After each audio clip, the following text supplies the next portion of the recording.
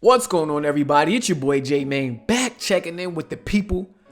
And to nobody's surprise, Sony has officially announced that the PlayStation 5 will be coming to a store near you on holiday 2020. Yes, ladies and gentlemen, we are that much closer to next generation. Oh, these are exciting times, man. Because I remember last generation how when things like PS4 was getting ready to come out, I wasn't really that much in tune with news like this, you know? I kind of played gaming behind the scenes. I kind of didn't really care too much about learning about the specs and what we got coming before the big announcement, which was usually at like an E3 or a separate press conference. But this time around, I'm deep in these gaming streets. I'm doing podcasts. I'm looking on news sites. I'm in forums and things like that. So to be able to get this news front and center is exciting because now I'm doing YouTube videos, so I can talk about it. I give my opinions and my thoughts on things that I like, things that I don't like. So this is a very exciting time for me. And PlayStation, they dropped a lot of news on us today, and I wanted to unpack a lot of it. So what we know already about the PlayStation 5. The PlayStation 5 will have a CPU based on the AMD Ryzen line. We know that already. The GPU will be based on the Navi family, for those of you that care about stuff like that. And it will have an SSD. Now, the big thing that they talk about with the SSD is how it's going to improve loading times. If you don't know, there's a video on how they compared the PS4 Spider-Man and the PS5 version of Spider-Man, and the loading times were drastically better on the PlayStation 5. I'm talking about less than a second for things that took almost like 40 seconds to load up on the PS4. So when you're getting stuff like that across the board, say goodbye to loading times. You know what I'm saying? I come from a generation where loading times were a thing. I know some of you old heads back in the cartridge era, y'all didn't have to deal with loading times like we do now. But loading times have gotten longer as these games have gotten bigger. So for them to be sporting an SSD to help with that, amongst other things, I'm all for it. I'm all for it. Couldn't ask for more. You know what I mean? Well, could ask for more, but I'm excited for that, you know? So that's pretty much what we know about the PlayStation 5 as of now. Going into this new article that came out, they also talked about ray tracing before. And Mark Cerny in this new article that's by The Wired, you know, they got the exclusive drop again. No, they got some deal going on with The Wired where Wired is getting these exclusive drops. And I'm going to talk about how they're kind of revealing the next generation console in this format a little bit later in the video. But The Wired, Mark Cerny told The Wired that there was a little bit of confusion when talking about how ray tracing was going to be implemented on PlayStation 5. Now, leading up to this article, many people believed, and I believe it's what he said, it might have been some confusion in translation or something like that, that ray tracing would be software based on PlayStation 5. But Cerny did want to clear it up that the ray tracing on PlayStation 5 will be hardware based.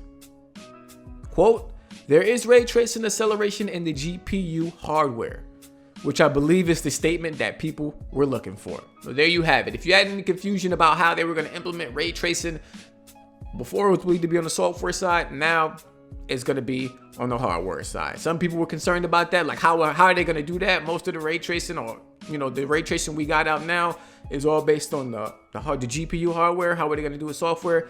It's going to be on the GPU hardware. So look forward to that. I haven't really had much experience with ray tracing yet.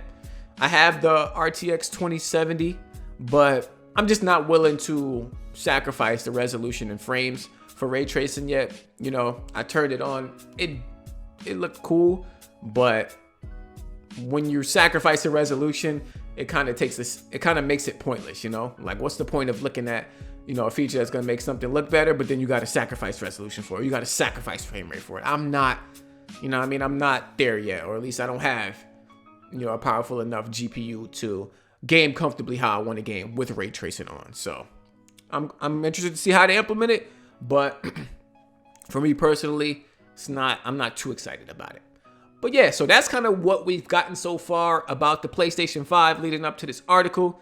But then they talked about more. So for starters, they released an article on the PlayStation blog, and I'm not going to read this whole thing. I kind of just want to read the opening statement, and then we'll come back to this article later on. They said, and this is Jim Ryan, president, CEO. Since we originally unveiled our next generation console in April, we know that there's been a lot of excitement and interest in hearing more about what the future of games will bring.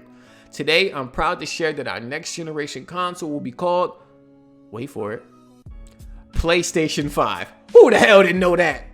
they kept trying to call this the next generation PlayStation. Oh, until we officially call it something else. We know it's going to be called the PlayStation 5.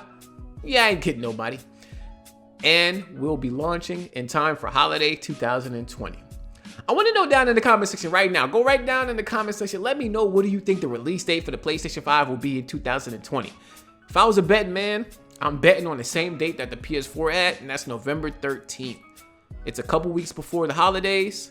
It's a couple weeks before Black Friday, and everybody's out shopping. So I think that's the perfect time to get people to know that PS5 is out there. Get your money ready. Get your money ready. I think November 13th we'll hear during like a PlayStation 5 reveal or at E3 2020. But yeah, so that was their opening statements. Going back to the Wired article, I want to start listing off some things that they talked about as far as improvements or things that the PlayStation 5 will have that we can look forward to. So for starters, they talked about the PlayStation 5 will sport a 4K Blu-ray player as its optical drive. This didn't shock me at all. It was a big topic when PS4 Pro came out. Not everybody, but a lot of people were disappointed that it didn't sport a 4K Blu-ray player. Me personally, I didn't give two shits. I don't watch physical media. A lot of my stuff is either streamed or downloaded. I don't care too much about the difference between physical and streaming media. When it comes to that, gaming is different, but watching stuff, I'm not big on caring about that stuff. So for me, the 4K Blu-ray player not being in the PS5 didn't make a big deal. I mean, not PS5, PS4 Pro wasn't a big deal to me. But if, I expected it to be in the next generation hardware as it was in the Xbox One X. Shout out to Xbox for including it in their Xbox One X. That was a cool thing. But I just think, with Sony it's different because usually they're ahead of the curve when it comes to this. How PS1 was able to play CDs and PS2 was able to play DVDs. PS3 was a Blu-ray player. But as the years went on, physical media is getting less and less important as far as what the consumers want. You know what I'm saying? Most people are streaming on Netflix. Most people are streaming on Hulu. Things like that. So 4K Blu-rays are not the main attraction. People are still buying DVDs for most of the physical media content. Blu-rays sell more than 4K Blu-rays. DVDs sell more than 4K Blu-rays. So DVD is still king. So I kind of understand from a business side why they didn't want to, take the cost to include a 4K Blu-ray player in the Pro if people aren't really using it like that. And me personally, like I said, I don't care. But the next evolution moving forward is a 4K Blu-ray player for the PS5 and a 100 gigabyte optical disc. So much bigger Blu-ray disc for these games. Yes, exciting news, exciting stuff. Bigger game. Games being able to fit on bigger disc, things like that. So that's cool. I know Last of Us 2, they said it's going to be on 2 discs. So I'm pretty sure if they do a PS5 version, it'll be on 1 disc now. We're getting to that point where one single Blu-ray is not enough. They have to move up to those bigger discs. Moving forward, they talked about game installations. Now, what I thought was unique about the game installation stuff that they talked about, because for a lot of games this generation, you can decide if you want to install the single player or the multiplayer first, but ultimately the system will download the whole thing. What you decide to download first just lets you play that before you can play the other one. So if Call of Duty comes out, usually people jump straight to the multiplayer. So you can choose to download the multiplayer portion first, and then eventually it'll download the single player, but then you can go play the multiplayer while the single player downloads. Now, I don't know if every game does this, but I know a few games do. But they talked about how this feature will be on the PlayStation 5, and it's going to take it to the next step, where it's not just choosing, which one you want to download first, and then the rest finishes later. It's literally which one do you want to download? You know, if Call of Duty comes with a single player and a multiplayer and you don't give a damn about the campaign, you can literally choose not to download the campaign at all. You just download the multiplayer portion and that's it. You know what I'm saying? Another cool thing was that they said if you do decide to download both, say you're excited for Call of Duty multiplayer and campaign, you go to the campaign, you beat the campaign, you're done with it. You're probably never going to touch it again. What's cool about it now is that you can delete the campaign but keep the multiplayer. So you can save some space on your hard drive, keep the multiplayer on there, and get rid of the campaign. And if you ever want it back, of course you can download it again. So, you know, little stuff like that, I think is a cool evolution to the whole which one you want to download first, single player or multiplayer. So, you know, definitely welcome addition, because there's a lot of games where I'll play the single player, get the platinum, and then be done with the single player. And now for that game solely, I'm only playing multiplayer. So to save some space, let me just delete the single player portion, which is probably usually the bigger portion anyway. But then again, with updates, usually they're on the multiplayer side. Who knows how that's going to work out. I would like to see how that plays out when it comes to what side of games are bigger, single player or multiplayer. Yes. All right, moving on. They talked a little bit about the PlayStation 5 UI. We moving on to the next generation. PlayStation 5 UI. They didn't get too specific about the UI, but one thing that they did talk about is the title screen, the home screen of the PlayStation 4, and how it kind of felt, let's say, frozen in amber at times. So, you know, you can't really do much from the home screen. A lot of the times when it comes to games, you would have to ultimately launch the game up and go in and do things from the game. So some cool things they talked about is being able to, you know, get into multiplayer matches directly from the home screen, not having to open the game up, click multiplayer, click the mode that you want to play in, and go from there. You can, you know, be on the home screen, maybe you hover over the game, it brings up some more options, and you can jump into what multiplayer mode you want to play. Just making it faster for you as a consumer to get directly to the content that you want to get to. They also talked about this aspect for single player, being able to provide you with information like what missions you can do and what rewards you might receive for completing them. All these choices being available directly from the UI, not having to jump into the game to do that. You know what I'm saying? So improving the speed of going from UI to game, that's always a welcome feature, you know, making it faster for you to get into it. That's cool, you know. Yes, moving on. One of the big things that I think they talked about here, for me personally, was a little bit about the DualShock 5. Now, there's a few things that they mentioned about the DualShock 5 that are already present in controllers that we have gotten this past generation. But to me, one of the biggest things that the Wired article talked about when it came to the DualShock 5 is that they said it pretty much looked and felt like a DualShock 4. And for me, that's very important because I love the DualShock 4. The DualShock 4 is probably my favorite controller of all time. It has its hiccups, like the battery life. They can increase that. The light bar, I don't have an issue with the light bar, but the way it's shaped on the back of the controller, it's a little weird. So I would like for them to flatten out the back because it's kind of shaped like a triangle and it pokes out at the back. So, you know, if they can fix that, I'd be cool with that. Maybe making the triggers a little bit bigger. But overall, I love the DualShock 4. And with the DualShock 5, they're looking to add adaptive triggers and haptic feedback. Now, if you have an Xbox One, I believe Xbox One controller sports both of these features already. So they said they could have included this in the PS4 Pro, but they didn't want to divide the consumer base with one, the PS4 Pro people having these features and the regular PS4 players not having it. I call bullshit on that because PS4 Pro already does that with frame rate. You know, some games run better frame rate wise, and that's an advantage already. So, you know, this stuff on the controller is not really a big advantage. It's just, you know, better features for a controller. So, you know, adaptive triggers, adaptive triggers and haptic feedback coming to the system, to the controller. You know, example that they gave was like driving on the border. of a track and a racing game because they booted up Gran Turismo, a version of Gran Turismo on the PS5. And he said like he was on the border of the track and the dirt, and you could feel both surfaces in the controller. You know what I'm saying? So one side probably felt more bumpy while the other side was a little bit more smooth, but overall it was like uneven, so you can feel the rocking back and forth and stuff like that. So the feedback and the rumble in comparison to the PS4 was night and day. And that's always good. That's always good to feel. I like the rumble. I know some people who completely turn that feature off on controllers. Not me. I like that. You know, it just brings more immersion to the game and to your experience. All right. Next up, they talked about the PS5 Dev Kit. Now, if you didn't know, there were rumors and leaks about the PS5 Dev Kit going around that kind of looked like a goddamn spaceship. Me personally, I like the way this Dev Kit looked.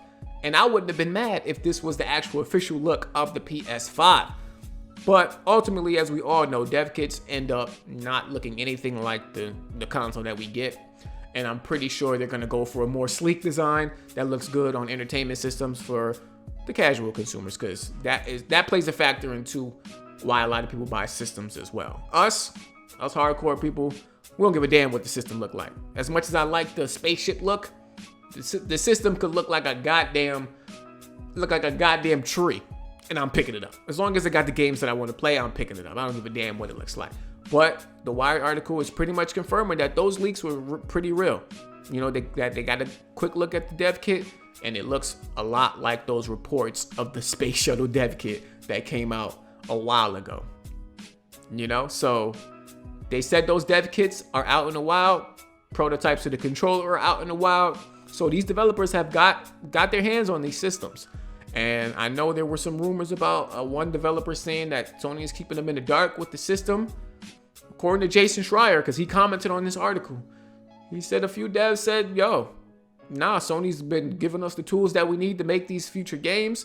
Everything is looking good. Everything is straight. So good to hear devs ain't in the dark, because that's the last thing you want to do is moving on to a next generation and you got the developers that are going to be making the games for your system in the dark. That's a no-no. That is bad. And that's some of the mistakes that they made, that they cleaned up going from PS3 to PS4 generation.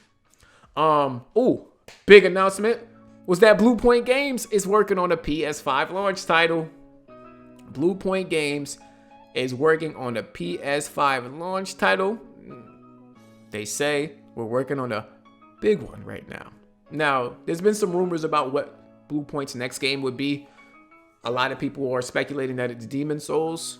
Some have even wished that they make a remake of Metal Gear Solid, because we all know Blue Point is famous for making remakes and remasters for PlayStation. Me personally, I'm almost 100% sure that it's Demon's Souls, but I would not be mad if Blue Point is working on an original IP, because they're very talented, and I think Sony should buy them if they're for sale, add them to the first party team, expand them so they can work on these remakes in addition to working on their own IP. I think they deserve that. They've done a great job with remaking these games. Visually, these games look good. They respond well. They feel good. Now, give them a new IP to work on. Give them a better team, so, for people who, that might write the stories, things like that. Scripts and all this other stuff that you would need to make a new game. So give Blue Point a chance. Sony, buy them up, give them a chance to make a new IP, and I think we'll be really impressed with what they got coming out. Wow, 19-minute video, goddamn. I didn't expect this video to be this long, but like I said before, it's a lot to talk about. So I hope you stick around through the whole thing. Pretty much done here. One little quote that they had mentioned in the PlayStation article, and I'm gonna post the links to the Wired article and the PlayStation blog article in the description, but I'm gonna read this quote and y'all tell me if I'm off here. While there's much more to share about PlayStation 5 in the year ahead, we have plenty of blockbuster experiences coming your way on PS4, including Death Stranding, The Last of Us Part 2, and Ghost of Tsushima. I'd like to thank all PlayStation fans for continuing the journey with us as we embark on the future of games. That sounds to me like Ghost of Tsushima is definitely coming out next year on PlayStation 4 before we get PlayStation 5. And I hope so, because I'm excited for that game. I want to see more of that game. Hopefully, at like maybe the PS5 reveal event. We'll see more. Hopefully before that, maybe at the Game Awards, we'll get a new gameplay trailer for Ghost of Tsushima. But it's looking to me like that game is coming out 2020, maybe like a spring, late spring, early summer type of game before we get into E3, before we get into talking about the brand new games that are coming out later on that year for the holiday season. Yeah, Ghost of Tsushima is definitely coming out 2020. You can book that. But that's pretty much my video. PS5 coming holiday 2020. Sony has been doing things a little different with the way that they're revealing the next generation. Last year, we pretty much got all this spec talk in the PS4 reveal event. But now they're kind of sprinkling it out every few months with these articles. And these articles have been doing a fantastic job with capturing social media. Everybody's talking about it, getting the lowdown on these new features, getting the lowdown on the prototypes and the controllers and just, all the techie stuff. So when the reveal event comes, when the big event comes, that's when we get into showing us the big games and what the games look like moving forward, what PS4 games might look like on PS5, new titles, remakes, launch titles, the price of the system, and the actual release date. We know it's holiday 2020, but what's the actual date? I'm sticking with November 13th. Y'all let me know down in the comment section what y'all think the release date for PS5 will be, and I'll catch y'all in my next video. Peace.